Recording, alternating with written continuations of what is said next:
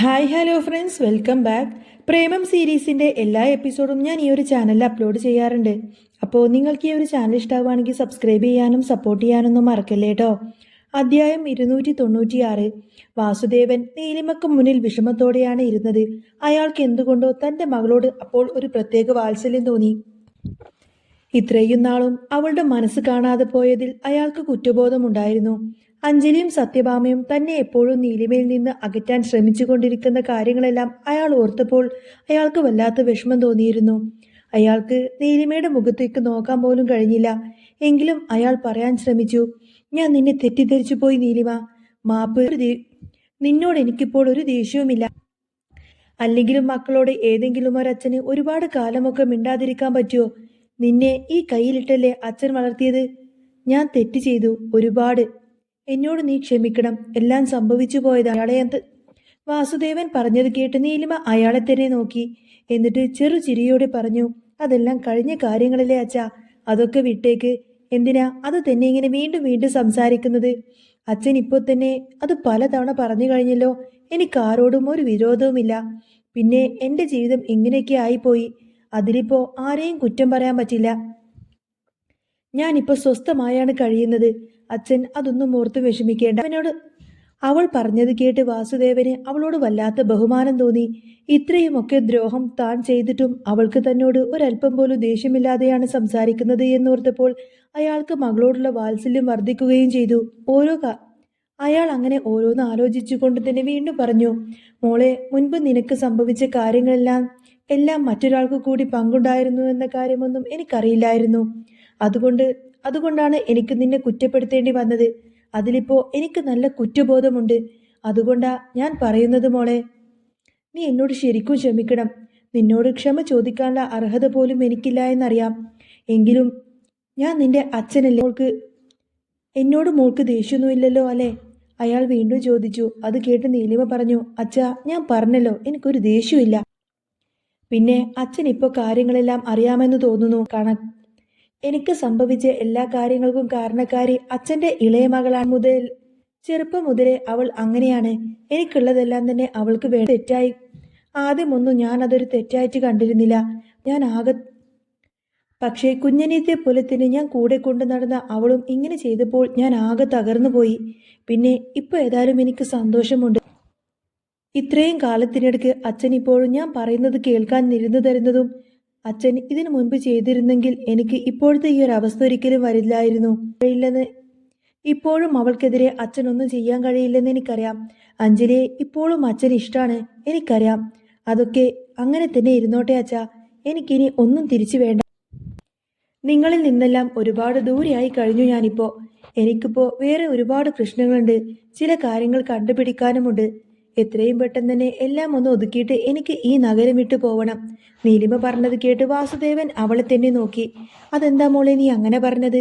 മോൾക്കെന്താ അറിയാനുള്ളത്? വാസുദേവൻ ചോദിച്ചത് കേട്ട് നീലിമ പറഞ്ഞു, എനിക്കറിയേണ്ടത് ഞാൻ ചോദിച്ചാൽ അച്ഛൻ എന്നെ തെറ്റിദ്ധരിക്കരുത്.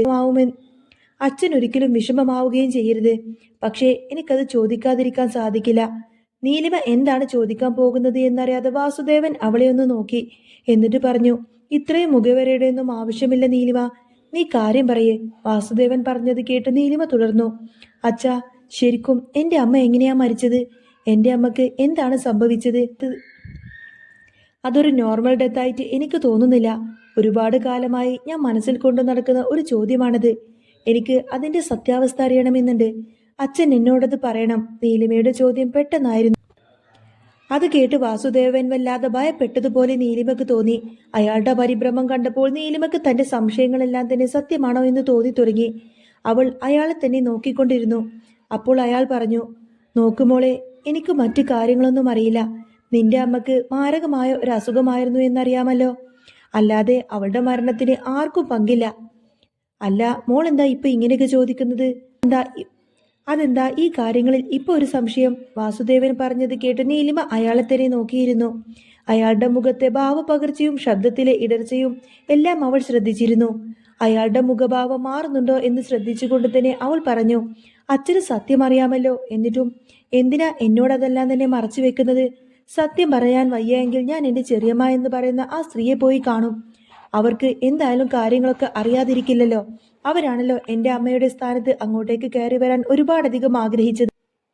നീലിമ ദേഷ്യത്തോടെ പറഞ്ഞു. വാസുദേവൻ അത് കേട്ടിട്ട് എന്ത് പറയണമെന്നറിയാതെ എന്തൊക്കെയോ ആലോചിച്ചു കൊണ്ടിരുന്നു. ഏറെ നേരം കഴിഞ്ഞിട്ടും അയാൾക്ക് ഒന്നും തന്നെ പറയാൻ സാധിച്ചില്ല. നീലിമ അപ്പോൾ പറഞ്ഞു. അച്ഛൻ ഉത്തരം പറയാനാവാത്ത സ്ഥിതിക്ക് ഞാൻ ആ സ്ത്രീയെ തന്നെ കാണാൻ പോവുകയാണ്.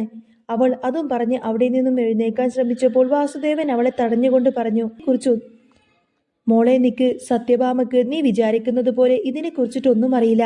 നീ വെറുതെ ഓരോ പ്രശ്നങ്ങളുണ്ടാക്കി വെക്കരുത്. മാത്രമല്ല ഇനി ഇപ്പോൾ നീ പോയി ചോദിച്ചാൽ വേറെയും പല വലിയ പ്രശ്നങ്ങളും വന്നു കുടുംബത്തിൽ അകൽച്ച വരെ വന്നു എന്നിരിക്കും. എന്തിനാ പഴയ കാര്യങ്ങളെല്ലാം വീണ്ടും ഇങ്ങനെ കുത്തിപ്പൊക്കാൻ നോക്കുന്നത്? വാസുദേവൻ ചോദിച്ചു. നീലിമക്ക് തന്റെ സംശയമെല്ലാം തന്നെ സത്യമാണെന്ന് ഏകദേശം ഉറപ്പായി കഴിഞ്ഞു. എങ്കിലും അവൾ അത് പ്രകടമാക്കാതെ അയാളോട് പറഞ്ഞു. ഞാൻ ചെറിയമ്മയെ പോയി കാണുന്നതിന് അച്ഛൻ എന്തെങ്കിലും ബുദ്ധിമുട്ടുണ്ടോ? എന്തെങ്കിലും തടയുവാനുണ്ടെങ്കിൽ പിന്നെന്താന്ന് അവൾ ചോദിച്ചത് കേട്ട് വാസുദേവൻ പരിഭ്രമം മറച്ചു വെച്ചുകൊണ്ട് തന്നെ പറയുന്നത്. ഏയ് അങ്ങനെയൊന്നുമില്ല. നിനക്ക് അവളെ എപ്പോൾ വേണമെങ്കിലും പോയി കാണാം. ഞാൻ എന്തിനാണ് നിന്നെ തടയാൻ ശ്രമിക്കുന്നതെന്ന് വെച്ചാൽ നമ്മുടെ കുടുംബത്തിൽ ഇനിയും ഒരു പ്രശ്നമുണ്ടാവരുത് എന്ന് കരുതിയിട്ട് മാത്രമാണ്. ഒരു കാര്യം ചെയ്യാം, ഇപ്പൊ വേണ്ട, നീ വീട്ടിലേക്ക് വാ. ഞാൻ അവളോട് പറഞ്ഞേക്കാം നീ കാണാൻ വരുന്നുണ്ട്. അല്ലാതെ നീ പോയി ഓടിച്ചെന്ന് പഴയ കാര്യങ്ങളൊക്കെ വീണ്ടും പറയുമ്പോൾ അവൾക്കത് വിഷമമായിരിക്കും. ഞങ്ങളുണ്ട്, അല്ലെങ്കിൽ തന്നെ ഇപ്പോൾ ആവശ്യത്തിലധികം പ്രശ്നങ്ങളുണ്ട് അവൾക്ക്. ഇപ്പോൾ തന്നെ രണ്ടട്ടം കൂട്ടിമുട്ടിച്ച് കൊണ്ടുപോകാൻ ഞാൻ പെടാപാട് പെടുകയാണ്. അതിനിടയിൽ നീയും കൂടി വന്ന് വേണ്ടാത്ത കുഴപ്പങ്ങളൊന്നും ഉണ്ടാക്കി വെക്കരുത്. വാസുദേവൻ ഒഴിഞ്ഞു. വാസുദേവൻ ഒഴിഞ്ഞു കളിക്കുന്നത് കണ്ടപ്പോൾ താൻ സത്യഭാമയെ കാണുന്നതിൽ അയാൾക്ക് എന്തോ ബുദ്ധിമുട്ടുണ്ടെന്ന് നീലിമക്ക് മനസ്സിലായി. തന്റെ അമ്മയുടെ മരണത്തിന് അവർക്ക് രണ്ടുപേർക്കും എന്തോ പങ്കുണ്ടെന്ന് അവൾ ഇതിനകം തന്നെ തോന്നി തുടങ്ങിയിരുന്നു. അപ്പോൾ അയാളെ നോക്കി നീലിമ പറഞ്ഞു. നോക്ക്, എനിക്കവരെ കണ്ടേ പറ്റൂ. അച്ഛൻ പോയിട്ട് അപ്പോയിന്റ്മെന്റ് എടുത്ത ശേഷം കാണേണ്ട കാര്യമൊന്നും എനിക്കില്ല. ഞാൻ ഇപ്പൊ തന്നെ അവരെ കാണാനാണ് പോകുന്നത്. എന്നെ തടയാൻ ശ്രമിക്കരുത്. അത്രയും പറഞ്ഞുകൊണ്ട് തന്നെ നീലിമ അവിടെ നിന്നും എഴുന്നേൽക്കാൻ ശ്രമിച്ചപ്പോഴേക്കും വാസുദേവൻ പറയുന്നുണ്ട്. മനുഷ്യന്റെ സ്വസ്ഥത നശിപ്പിച്ച് അടങ്ങുമെന്നാണെങ്കിൽ നീ പോയിട്ട് കാണൂ. എനിക്കൊന്നും പറയാനില്ല, ഞാൻ പോകുന്നേറെയുണ്ട്. എനിക്കൊരുപാട് ജോലികൾ വേറെയും ചെയ്യാനുണ്ട്. അയാൾ അത്രയും പറഞ്ഞുകൊണ്ട് തന്നെ അവിടെ നിന്നും ധൃതിയിൽ നടന്നുകൊണ്ടേക്കാൻ അയാളുടെ ആ തിരക്ക് പിടിച്ചുള്ള നടത്തമെല്ലാം കണ്ട് നീലിമയുടെ മനസ്സിൽ എന്തൊക്കെയോ ഊഹിച്ചെടുക്കാൻ തുടങ്ങിയിരുന്നു. അയാൾ അവിടെ നിന്നും പോയപ്പോൾ നീലിമയും അവിടെ നിന്നും ഇറങ്ങി. വാസുദേവന്റെ ഉള്ളിലുള്ളത് പുറത്തു കൊണ്ടുവരാൻ വേണ്ടിയായിരുന്നു സത്യഭാമയെ കാണാൻ പോകുന്നു എന്നൊക്കെ അവൾ പറഞ്ഞത്. അവർക്ക് താൻ ചോദിച്ചാലെന്നും അവർ സത്യം പറയില്ലെന്ന് അവൾക്ക് നല്ലതുപോലെ അറിയാമായിരുന്നു. അപ്പോൾ അവരെ പോയി കാണാനും അവൾക്ക് പദ്ധതിയൊന്നും ഉണ്ടായിരുന്നില്ല. അവൾ ഒരു ടാക്സി പിടിച്ച് ഭൈരവിന്റെ വീട്ടിലേക്ക് തിരിച്ചു പോയി. വീട്ടിലെത്തിയ ഭൈരവ് ഒരു സിഗരറ്റ് പുകച്ചു കൊടുത്തിട്ട് അഞ്ജലി പറഞ്ഞ കാര്യങ്ങളെ പറ്റിയിട്ട് ചിന്തിച്ചുകൊണ്ടിരിക്കുകയായിരുന്നു. എന്തോ എവിടെയോ ഒരു ചേർച്ചയില്ലായ്മ അവന് തോന്നുന്നുണ്ടായിരുന്നു. സിദ്ധാർത്ഥ് അവിടെയുള്ള വിവരം അഞ്ജലിക്ക് അറിയാൻ വഴിയില്ല. അതാവും ഒരുപക്ഷെ അവൾ കിരണിനെ പറ്റിയിട്ട് പറഞ്ഞത്. അവിടെ നടന്ന ബിസിനസ് മീറ്റിംഗിൽ സിദ്ധാർത്ഥിന്റെ കസിനായ കിരണും ഉണ്ടായിരുന്നത് സ്വാഭാവികമായ ഒരു കാര്യമാണ്. ഭൈരവിന്റെ കയ്യിലുള്ള ഗസ്റ്റ് ലിസ്റ്റിൽ കിരണിന്റെ പേരുമുണ്ട്. ഗൗതമിന്റെ പ്ലാൻ അനുസരിച്ച് സിദ്ധാർത്ഥ് ഡ്രിങ്ക്സ് കഴിച്ചിട്ടുണ്ട്. അവൻ ബോധമില്ലാതെ ഒരു മുറിയിലേക്ക് പോയിട്ടുണ്ട്. അതിനുശേഷം നടന്ന സംഭവങ്ങളെല്ലാം തന്നെ ഇപ്പോഴും വ്യക്തമല്ല. അവിടെ എന്തോ സംഭവിച്ചിരിക്കുന്നു എന്ന് ഉറപ്പാണ്. അശ്വിന്റെ അച്ഛൻ സിദ്ധാർത്ഥ് തന്നെയാവണം. പക്ഷേ ഈ കിരണിന്റെ പേര് ഇതിനിടയിൽ വന്നത് വീണ്ടും സംശയമുണ്ടാക്കുന്നു. ഇനി ആരെയാണ് പിടിക്കുക? ആർക്കാണ് ഇതിന്റെ സത്യാവസ്ഥ അറിയുക? ഭൈരവ് കാലെടുത്ത് മേശപ്പുറത്ത് വെച്ചുകൊണ്ട് തന്നെ കസേരയിലേക്ക് ചാഞ്ഞു. അപ്പോഴാണ് നീലിമ അങ്ങോട്ടേക്ക് കയറി വന്നത്. അവനെ അവിടെ കണ്ടതും പുഞ്ചിരിയോട് കൂടെ തന്നെ അവൾ ചോദിച്ചു. ഭൈരവ്, നിന്നെ ഞാൻ ഇന്ന് ഹോസ്പിറ്റലിൽ വെച്ച് കണ്ടിരുന്നല്ലോ. എന്തായിരുന്നു അവിടെ പരിപാടി? അവൾ പറഞ്ഞത് ശ്രദ്ധിക്കാതെ ഭൈരവ് മറ്റൊരു സിഗരറ്റ് എടുത്ത് പുകച്ചുകൊണ്ടേയിരുന്നു. അവൾ ചുറ്റും നോക്കി. മുറി മുഴുവൻ പുക കൊണ്ട് മൂടിയിരുന്നു. വല്ലാത്തൊരു ശ്വാസം മുട്ടുന്നത് പോലെ തോന്നിയപ്പോൾ നീലിമ പറഞ്ഞു. ഈ നാശം പിടിച്ച വലി ഇതൊന്ന് നിർത്താൻ നോക്ക് ഭൈരവ്. എന്തിനാ ഇങ്ങനെ വലിച്ചു ചാവുന്നത്? അവൾ പറഞ്ഞത് കേട്ട് ഭൈരവ് അവളെ നോക്കി പറഞ്ഞു. ഓ, നിന്റെ കുഞ്ഞിന് ഈ പുകയൊന്നും പറ്റില്ലാത്തത് കൊണ്ടായിരിക്കുമല്ലേ? എന്നാ നീ ഇവിടെ നിൽക്കണ്ട, റൂമിലേക്ക് പോയി. നിന്റെ വയറ്റിലൊരു കുഞ്ഞുണ്ടെന്ന് പറഞ്ഞുകൊണ്ട് ഞാൻ എന്തിനാ ഈ വലി നിർത്തുന്നത്? അത് എന്റെ കുഞ്ഞൊന്നുമല്ലല്ലോ. ഭൈരവ് അങ്ങനെ പറഞ്ഞപ്പോൾ അവൾക്ക് വല്ലാത്ത വിഷമം തോന്നിയെങ്കിലും അവൾ അത് മറച്ചുകൊണ്ട് തന്നെ പറഞ്ഞു. ഞാൻ എന്റെ കുഞ്ഞിന്റെ ആരോഗ്യം മാത്രം നോക്കിയല്ല നിന്നോട് വലി നിർത്താൻ പറഞ്ഞത്. നിന്റെ ആരോഗ്യം വെറുതെ കളയണ്ട ഉദ്ദേശിച്ചു തന്നെയാണ്. നീലിമ പറയുന്നത് കേട്ടിട്ട് ഭൈരവ് അവളെ തന്നെ നോക്കി. എന്നിട്ട് പറഞ്ഞു. എന്റെ ആരോഗ്യമൊക്കെ ഞാൻ തന്നെ ശ്രദ്ധിക്കുന്നുണ്ട്. നീലിമ അതൊന്നും അറിയേണ്ട കാര്യമൊന്നുമില്ല.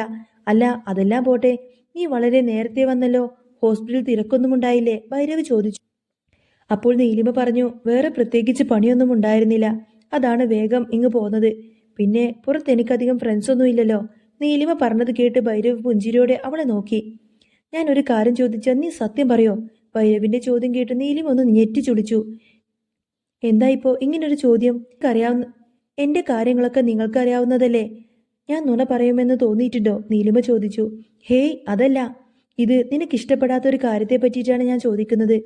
അതാ ഞാൻ എടുത്തു ചോദിച്ചത്. എന്താ കാര്യം? വെറുതെ വളച്ചു കെട്ടാതെ കാര്യം പറയുക. അന്നേരം ഭൈരവ് ചോദിക്കുന്നുണ്ട്, നിനക്ക് ശരിക്കും അശ്വിന്റെ അച്ഛൻ ആരാണെന്നറിയില്ലേ? ഒട്ടും പ്രതീക്ഷിക്കാതെയുള്ള ആ ഒരു ചോദ്യം കേട്ട് നീലിമ അവനെ തന്നെ ഇങ്ങനെ കണ്ണെടുക്കാതെ നോക്കി നിന്നു. എന്നിട്ട് പറഞ്ഞു, അതെന്താ പെട്ടെന്ന് അങ്ങനെ ഒരു ചോദ്യം? അശ്വിന്റെ അച്ഛന്റെ കാര്യം ഇപ്പൊ ചോദിക്കേണ്ട കാര്യം എന്താ ഭൈരവിന്? നീലിമ ചോദിച്ചത് കേട്ട് ഭൈരവ് പറഞ്ഞു, അല്ല, അശ്വിന്റെ അച്ഛൻ വലിയ കോടീശ്വരനെങ്ങാനുമാണെങ്കിൽ നിന്നെ അയാൾക്ക് സഹായിക്കാൻ കഴിയില്ലേ? അയാളോട് സഹായം ചോദിച്ചുകൂടെ നിനക്ക്? അയാളെ കണ്ടെത്തി കഴിഞ്ഞാൽ പിന്നെ നിന്റെ എല്ലാ പ്രശ്നങ്ങളും മാറിക്കിട്ടുവാണെങ്കിലോ? അതുകൊണ്ടാ ഞാൻ ചോദിച്ചത്, അശ്വിന്റെ അച്ഛനെ കുറിച്ച് നിനക്ക് എന്തെങ്കിലും അറിയാമോ എന്ന്. ഭൈരവ് ചോദിച്ചത് കേട്ട് നീലിമക്ക് നന്നായി വിഷമം തോന്നി. അവൾ പറഞ്ഞു, ഞാൻ അയാളെ കണ്ടിട്ടില്ല. ഞാൻ തന്നോട് ഇതിനെ പറ്റിയിട്ട് മുൻപ് പറഞ്ഞതല്ലേ. എന്തിനാ പിന്നെയും പിന്നെയും ഇത് തന്നെ ഇങ്ങനെ ചോദിക്കുന്നത്? തനിക്ക് എന്നെ അത്രക്കും വിശ്വാസമില്ലേ? എനിക്കൊരു അബദ്ധം പറ്റിയതാണ്. എന്റെ നിശ്ചയം കഴിഞ്ഞ അന്നു രാത്രി ബോധമില്ലാത്ത സമയത്ത് എനിക്ക് മറ്റൊരു മുറിയിൽ കിടന്നുറങ്ങേണ്ടി വന്നാരാണെന്നോ അയാൾ എന്റെ ഒപ്പം കഴിയുകയായിരുന്നു. അയാൾ ആരാണെന്നോ എന്താണെന്നോ ഒന്നും എനിക്കറിയില്ല. അയാളെക്കുറിച്ച് ഒരു കാര്യവും എനിക്കറിയില്ല. നേരിട്ട് കണ്ടാൽ പോലും എനിക്കൊരു പക്ഷെ അയാളെ ചിലപ്പോൾ തിരിച്ചറിയാൻ പോലും സാധിക്കില്ല. അശ്വിനോട് ഈ കാര്യങ്ങളൊന്നും തന്നെ ഞാൻ ഇന്നുവരെ പറഞ്ഞിട്ടില്ല. കൊച്ചു കുഞ്ഞല്ലേ, താൻ ചോദിച്ചതുകൊണ്ട് മാത്രം തന്നോട് ഞാൻ പറഞ്ഞതേ ഉള്ളൂ. ഇതെല്ലാം ഞാൻ ഇങ്ങനെ പറയാൻ ആഗ്രഹിക്കുന്ന കാര്യങ്ങളല്ല. ആരോടും ഞാനിത് പറഞ്ഞിട്ടുമില്ല. നീലിമ പറഞ്ഞത് കേട്ടിട്ട് ഭൈരവ് അവളെ തന്നെ ഇങ്ങനെ നോക്കി നിന്നു. ഒരിക്കൽ പോലും അയാൾ ആരാണെന്ന് അറിയാൻ നീ ശ്രമിച്ചിട്ടില്ലേ? അതാരാണെന്ന് അറിയാൻ നിനക്ക് ഒട്ടും ആഗ്രഹമില്ലേ? ഭൈരവിന്റെ ചോദ്യം കേട്ട് നീലിമ പറയുന്നത്, ഇല്ല ഭൈരവ്, അതെന്റെ സമ്മതത്തോടെ നടന്ന ഒരു ബന്ധമല്ല. എന്റെ അശ്വിന്റെ മുഖം ആദ്യമായിട്ട് കാണുന്നതുവരെ എനിക്ക് അയാളോട് ദേഷ്യവും വെറുപ്പുമായിരുന്നു. എന്നാൽ അവനെ കണ്ട ആ നിമിഷം മുതൽ ഞാൻ അവനിലേക്ക് മാത്രം ഒതുങ്ങിക്കൂടി. എനിക്കിപ്പോൾ ആരോടും പകയില്ല. അത് ആരാണെന്ന് അറിയുകയും വേണ്ട. എന്റെ അച്ചുവിന്റെ കൂടെ ഞാനും ഉണ്ടാവും എന്നും. നീലിമ പറഞ്ഞത് കേട്ടിട്ട് ഭൈരവ് അത്ഭുതത്തോടെ അവളെ നോക്കി. എങ്ങനെയാണ് അവൾക്ക് ഇങ്ങനെയൊക്കെ ചിന്തിക്കാൻ കഴിയുന്നതെന്ന് അവൻ ഓർത്തു. ജീവിതത്തോട് തനിയെ പോരാടാൻ ഇത്രയും കാലം കൊണ്ട് അവൾ പഠിച്ചു കഴിഞ്ഞിരുന്നു എന്ന് അവന് മനസ്സിലായി. താൻ അറിഞ്ഞ കാര്യങ്ങളും തന്റെ സംശയങ്ങളും ഒന്നും ഇപ്പോൾ നീലിമ അറിയാതിരിക്കുന്നതാണ് നല്ലതെന്ന് ഭൈരവ് തീരുമാനിച്ചു. ഇതൊന്നും അറിയാതെ നീലിമ അവനെ തന്നെ നോക്കി നിൽക്കുകയായിരുന്നു. അങ്ങനെ നീലിമ ഭൈരവിനെ തന്നെ ഇങ്ങനെ നോക്കി നിൽക്കുന്നതും കാണിച്ചുകൊണ്ടാണ് കേട്ടോ ഇന്നത്തെ ഈ ഒരു എപ്പിസോഡ് പൂർണ്ണമാവുന്നത്. അപ്പോൾ നിങ്ങൾക്ക് ഈ ഒരു ചാനൽ ഇഷ്ടമാവുകയാണെങ്കിൽ സബ്സ്ക്രൈബ് ചെയ്യാനും സപ്പോർട്ട് ചെയ്യാനൊന്നും മറക്കരുത്.